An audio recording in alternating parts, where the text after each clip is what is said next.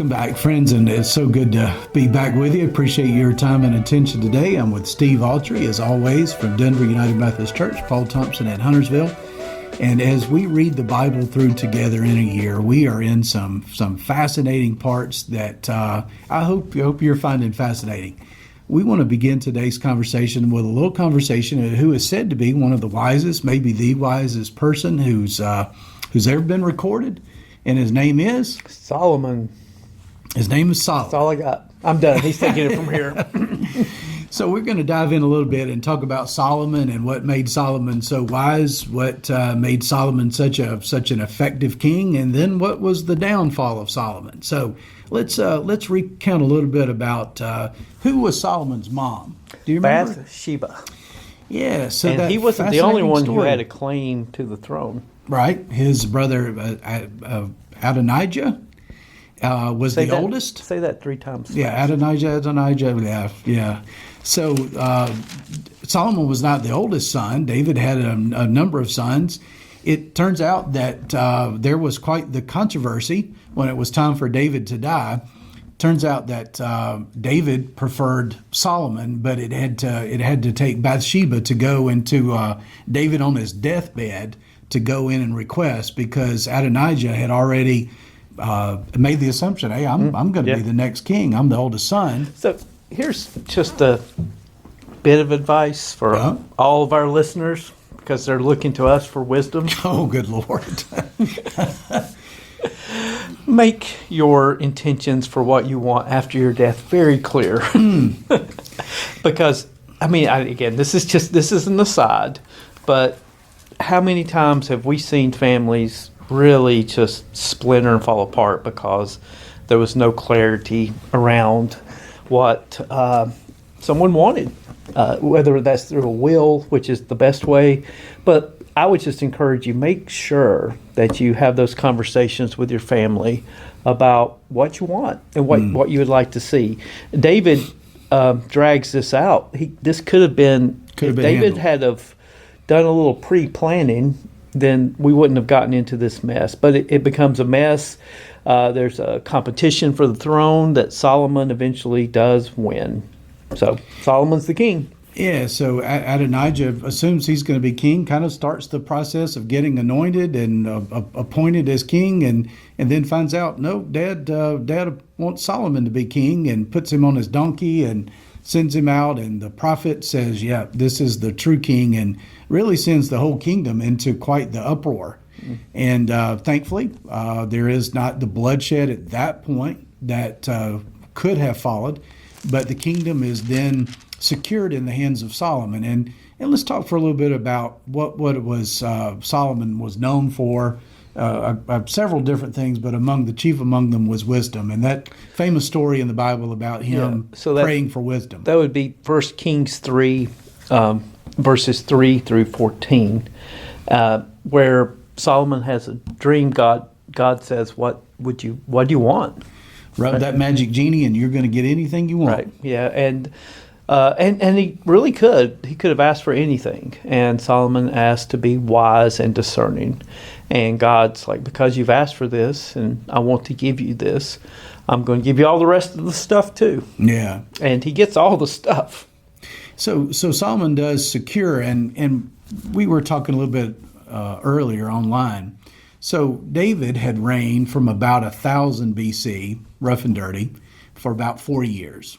And then now here Solomon comes, and Solomon's going to reign for about 40 years. 40, right? 40, yeah. And we're going to learn that is the end of the end of the united monarchy. Yeah, because Saul never brought everybody together. Right. And David does. He unites all the tribes under one banner. And it's fascinating that in all the history of Israel, we only get this roughly 80-year period of time where they are a united kingdom. Yeah. Most of the rest of it, they're we'll get to what happens, but just for this small period of time, they're one nation. And Solomon he's not only known for his wisdom. What else is significant about what happens under Solomon's reign? So Solomon is wise and has this administrative mindset and begins to do allegiances. One of the things he does is he marries the other kings. He marries their daughters and creates alliances between his kingdom and, say, the kingdom of Egypt and the kingdom of the surrounding. And this becomes both something that secures the peace of Israel. It means that they have this long period in which they are not at war with their neighbors as they have been for the long time before that. But it also ultimately presents this issue that Solomon falls prey to. He ends up creating shrines and places of worship for these foreign wives, for their gods.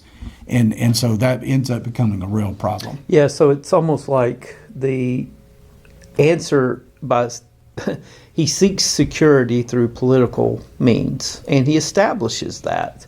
But eventually that will be the downfall of his reign, even though he will reign for 40 years. But it's such a mess by the time he leaves that it's a real problem. The other thing, I was thinking about with Solomon, what's he known for? Building the temple.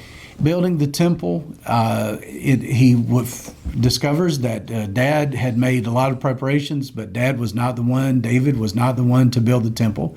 That was left for Solomon. And Solomon really does this well. If you go back and read when the temple is actually built, when it is dedicated, Solomon says the right things. Mm-hmm. He knows the right things to pray. He prays for wisdom. He prays for a discerning heart.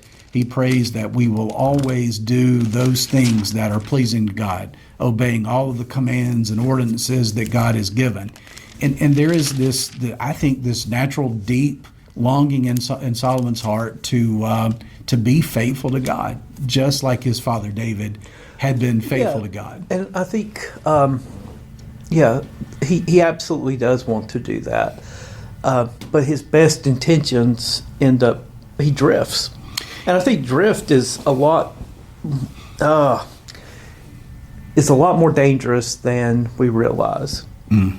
And he gets off by a degree here, a degree there. And before he knows it, by the time of the end of his reign, he has moved a long ways away from who he was in the beginning. Along with those strategic alliances that Solomon made with the daughters of the other kings, comes a lot of opulence and wealth, fame, fortune. The Queen of Sheba comes to visit him and is just blown away by the amount of wealth and the amount of stuff that Solomon has accumulated. This is a rare time for Israel where people are coming to them to acknowledge what they've done. You've got to, could you imagine that neighborhood? Egypt's down the road, right, with their pyramids and those. I couldn't even imagine the splendor of those pyramids then, right? Because one thing, those pyramids originally were covered with marble, and that's hard to even imagine what that would have looked like. And then you go up to Babylon, and you've got the wonders of the world there in the gardens and the temples. And, all along, Israel has none of these things. It's like Israel staked out just this a little crossroads. This little low-rent neighborhood with all the opulence around them. And now, because of Solomon and his reign, he's built this temple that is one of the wonders of the ancient world. He's built his own palaces, so that when people come now to Jerusalem, there's something to see. Mm-hmm. And not only do they want to see the physical buildings, they want to have a moment with the guy who's the wisest man in the world. Quite the reputation for his wisdom. People come and seek him out. They want to talk to him so that they can see visible displays of this just brilliant man. And, I think somewhere along the way, that type of adulation really begins to warp Solomon to a degree. When we get Solomon in chapter 3, we get a young man who's humble enough to ask for wisdom because the job's bigger than he can do. And I don't know, have you ever had that moment when you sit down and you realize, oh, this job's a lot bigger than I am? Yeah, I think the people here recognize this job every day for me is. Yeah, I mean, and that's a reality. I know when, whenever you moved over to Mills River, all of a sudden you had that was your second appointment, and you've got all of a sudden it's like, oh, this is a different kind of church to lead. Quadrupled the size of church going to Mills River. My second church was a lot bigger. And I think, I remember going to First Norwood. I was 33 years old, or 32 years old, and walking in the door, and, it was a really good church. And I'm like, can I do this? Can I? I didn't tell them that, but I was shaking a little bit because I'm like, how? I don't know if I know what I'm doing. And the same could be said when I went to Morris Chapel, and certainly the same could be said when I went to Denver. I'm like, what am I going to do? I know what I'm doing. So Solomon falls prey to this we call drinking his own Kool-Aid. He reads his press clippings. He decides, hey, I've done this, and I'm really smart, and I'm really talented, and I'm really gifted, which is always the beginning of our end. As the Bible says, pride goes before the fall, and certainly Solomon's pride intervenes and really ends up, by the end of his monarchy, Solomon has married all of these foreign wives. He's created these places of worship for them so that they can worship their gods. He's participating. He has really moved away from the core of his belief system. He has done that which is evil in the sight of God. He has worshipped at the shrines of other gods. But yet, part of why God doesn't abandon Solomon. So tell us, why does God stick with Solomon even as Solomon drifts? So it's part of the Bible says it's part of God's covenant with David.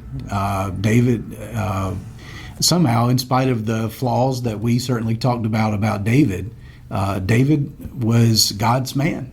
David was somehow understood by God, a man after God's own heart. He made mistakes, but he'd always own those mistakes. Mm-hmm. He would repent. He could worship. David could live into a vital relationship with God. And David, for all of his flaws, did not ever worship false gods. Right. He that's the one line he would not cross. And that's largely where you get that line, of man after God's own heart, because he didn't fall into apostasy. Mm-hmm. So you've got Solomon that living out it's really the faithfulness of God and God's steadfast love that does endure. And Scripture tells us, especially in Psalms, that your steadfast love endures forever. Mm-hmm. And that's certainly David's experience, and that is true for who Solomon is as well.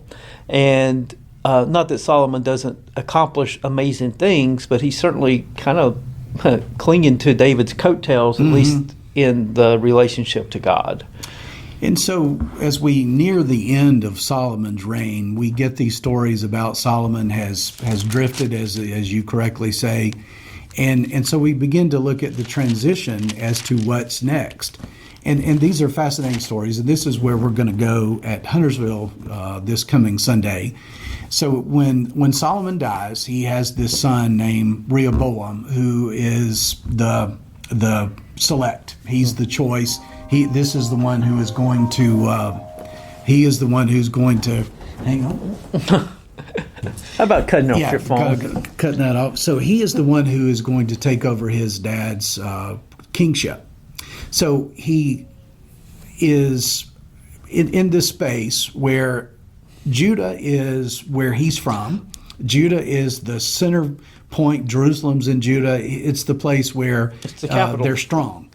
But these 10 northern tribes, which have always had a loose connection first to David and then to Solomon, there has been a lot of grievance against Solomon. Well, and it's like happens in most of world history, and it goes back to what Samuel told Israel would happen, the nation would happen if they got a king. He's going to tax you, he's going to take your revenue, he's going to take your people, he's going to take. And that's what Solomon does. It takes a lot of money to do what Solomon did. And if you remember, one of the things Solomon did is he required 1 month out of the year, you've got to come serve me. You've got to provide food for our family. You've got to provide security. You've got to do all of these things to serve my kingdom. And after a while, people were feeling the It's very the fortunate heat of there that. were 12 tribes. Yeah, that's funny how that works. Takes care of the year. Takes care of the month. So the people then, once Solomon dies, Rehoboam ascends to the throne. And I think you got to think about Rehoboam. What would his life have been like growing up in the midst of opulence? I'm sure, he's the prince of the kingdom. His dad's the most famous man in the world. He's quite the Nepo baby, as we like to say. Mm-hmm. And cultured language like Right, you. yeah, You're like so me. smart. Yeah. Mr. But Culture. He, Mr. Pop Culture. Pop culture, yeah. But he's not very grounded, right? Because he grows up entitled. And this is a real struggle for him because he doesn't understand, he has no empathy for what the people have put up with and dealt with under his father's reign. All he knows is what it's like to be in the palace, and it's good to be king, and now he's king. And so when he becomes king, there are two different factions, so to speak, who show up to advise him. The first one would be Solomon's advisors, who are older men, and they come to him, and what do they tell him? So the people are clamoring and saying, hey, you need to back off. Your dad has taxed us too much. Solomon has conscripted our children, and you need to back off a little bit. So Rehoboam hears this, consults first with his father's advisors, and they say, yeah, this is really your opportunity. If you'll back off and you'll include these people, you're gonna make your kingdom secure for a long time. But then Rehoboam has these young guys. He has these younger advisors, and he also consults with them. And they say, look, dude, you're the king. Mm-hmm. Tell these people that they're his posse. Your dad had the weight of a finger, but I'm gonna discipline you with scorpions. In other words, I'm gonna be really tough on you. Yeah, you think my dad was rough on you? Just wait till you get a look at me. And so this is the advice he follows. He decides to follow the advice of these young advisors versus the old advisors, and he tells the people, you just wait. You haven't seen anything yet. And immediately they decide, we're not going to follow this. This is not acceptable. So they decide they will anoint their own king. The 10 northern tribes select this Jeroboam to be their new king. I wish they could have picked another name. Just got confusing between Rehoboam and Jeroboam. Just totally confusing, isn't it? Yeah. So, and then this literally tears the kingdom in two. The 10 northern tribes become what is known as Israel. That one tribe that's left, Judah, becomes Judah. We get the term Jews from that. As we get on into the history, you're going to see eventually the 10 northern tribes are wiped out. And it can be confusing because eventually we will eventually almost make Judah and Israel synonymous in the way we talk about it. But they're two distinctive things at this time. And they're two distinctive territories, countries, however you want to put it. Again, today we talk about Israel as Israel, not Judah, but it is the land of Judah and the tribe of Judah that carries on the legacy of the covenant. So the northern tribes, again, they go off, do their own thing, and then the book of Kings details just all these kings, and they start to come quickly. And it gets very confusing. Judah continues the line of David. That is the one thing that they hold on to. Someone from David's line will reign over the kingdom forever, and they hold that. But Israel in the north, it's not like that. It is one king, and then it's a power struggle, and another from another tribe. So you're going to read a lot about that over the next few weeks. And you're right, it can be hard to keep up with. At some point you're like, wait, am I in Judah or am I in Israel? Am I in the north or I'm in the south? And there are times where God sends prophets who are prophets to both.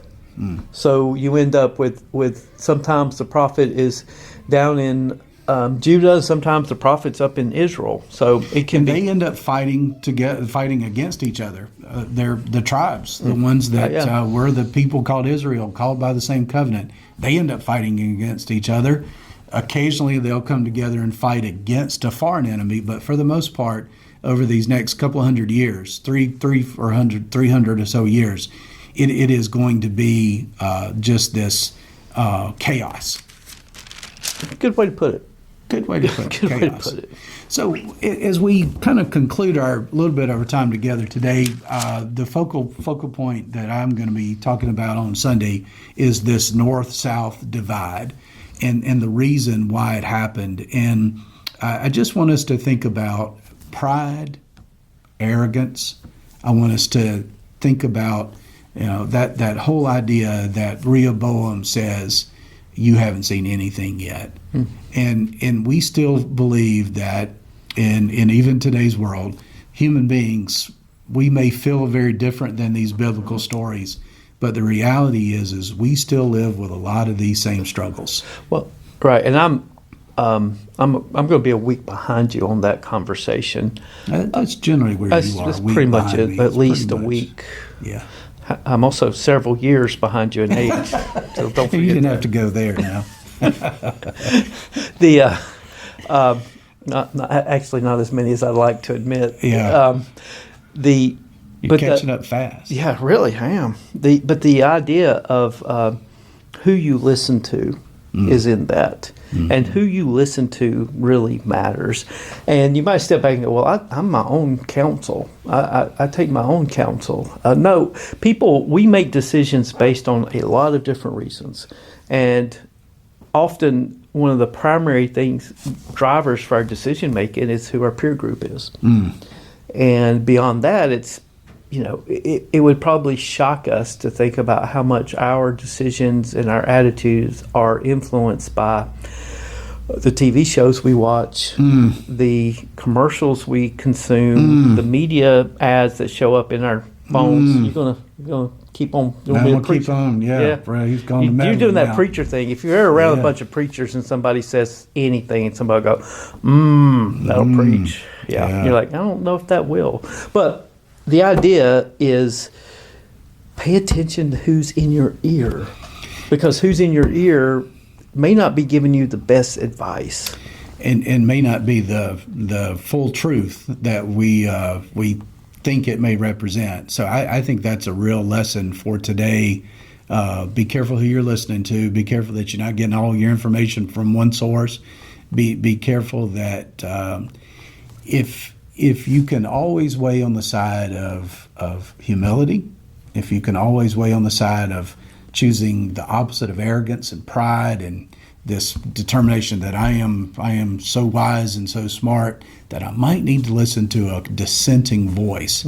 I think that is a real critical lesson that's still important for today. Maybe more important than ever, actually, given all the different messages we get from all the different sources.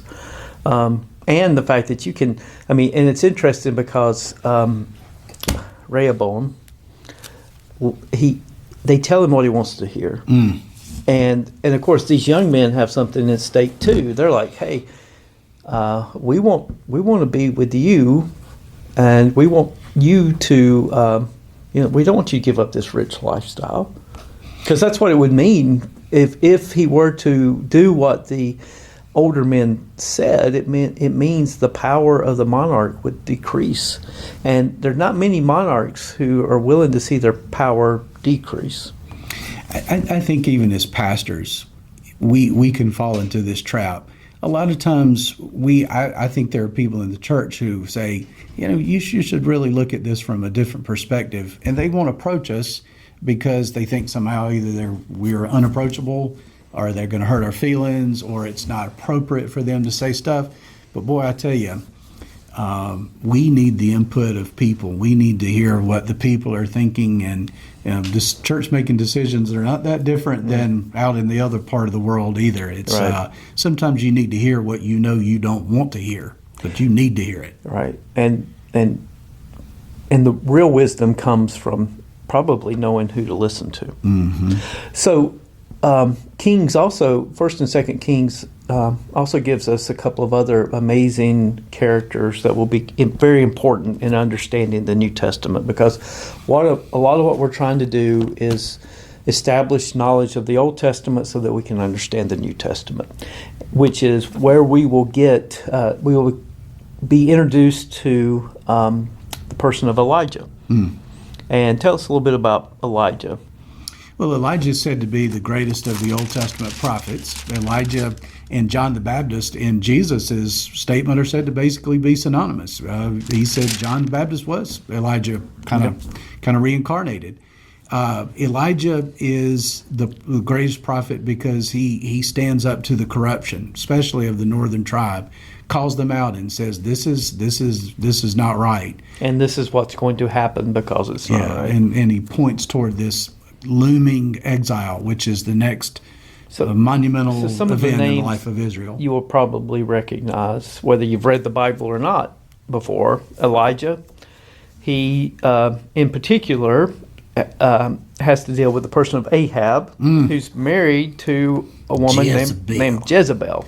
Just the name itself just evokes it, Jezebel. Well, and it's become part of our lexicon. Yeah, like that. You old Jezebel. Man, you're so smart. Yeah. So Jezebel, you've probably heard that someone, it's a she old Jezebel. Yeah, we use that term. Rebellious spirit. And so those, again, great stories of how God works through Elijah. And Elijah as a prophet doesn't always have it easy. None of the prophets actually have it easy. But again, speaking truth to power is what their role is, and that never goes particularly well for the prophet. But and Elijah's having to stand up in these northern kingdom to the practice of Baal worship, and trying to get them to recognize where they're supposed to be, and that it just he comes up against all kinds of struggles, and he has some great victories. But he also has some time where he flees for his life. He falls into a depression. Deep depression. So as you're reading, we hope these podcasts help you make a few connections between this, keeping the vision, not getting down in too much of the gory detail, but keeping it at about a 30,000 foot view. We are so grateful that you would even give us these few minutes. Thank you for that honor. And before we go, though, we probably need to say, just because the reading will take you into the book of Chronicles. Yeah. So we need to say a word about Chronicles. So Chronicles, obviously, the chronicler, Chronicles, is just the same material that we've just read from a different perspective, from a different writer. One of the things we recognize about the Bible is it has writers from different perspectives. There's a JEPD hypothesis about you can read into what they call the name of God. You can see this came from a particular writer or from a particular thread of writing. And all of that to say you're going to read some of the same material from a different perspective. And that's part of the beauty of the Bible and part of the also very difficult to understand about it. And that at first may seem kind of odd, that we would have a retelling, but it really isn't that odd for us when we think about the New Testament. Essentially, the Gospels are 4 different perspectives on the life of Jesus. So there's stories that are the same, and there's stories that are unique to particular Gospels. And each Gospel writer has a different thing they're working towards. So it does repeat in the New Testament, and so that's similar to what we find in Chronicles. So as you're reading, think, oh my gosh, didn't we already read about this? Well, yeah, you did, but it's important to see it from this side too. 8:30 and 10:30 at Huntersville this week. Looking forward to talking about this division, the Northern South Division. And at Denver? It's fifth Sunday, so we're having a combined service at 10 a.m. and then we're having a fellowship lunch afterwards in the Family Life Center. What are you serving? Anything I could like? Yeah, hot dogs, hamburgers, that kind of stuff. I think that's what it is. Sounds pretty good. Hey, thanks for your time. Thank you.